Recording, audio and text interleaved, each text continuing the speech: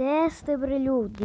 Evo nas ponovo Nikola i Veljko Games. Ljudi, ovo je kratak klip u kome ću vam samo reći kako možete, ali baš najlakše postaviti sliku na vaš YouTube kanal. Preko mobilnog telefona ili tableta, šta već imate, samo ne može preko kompjutera.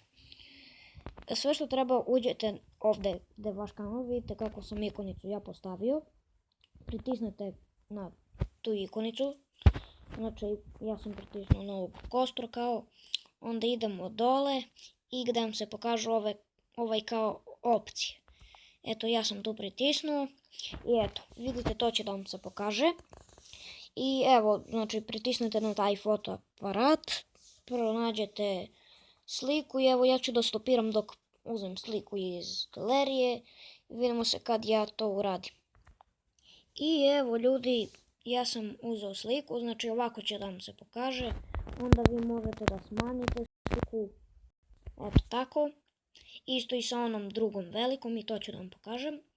I evo, kad je postavite kako želite, pritisnete na save, ajde, inače malo mi koči telefon, evo okej, evo, to će da vam se vrti tako i pisat će slika ažurirana ili nešto tako. Da, slika profila je ažurirana.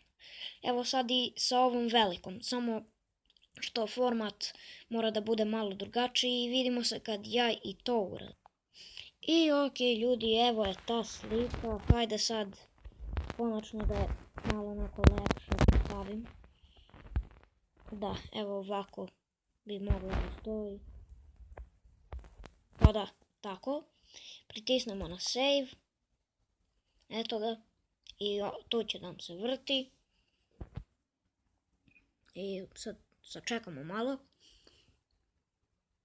Baner kanala je ažuriran. Znači to vam je baner, a ovo je slika. Znači slika i baner.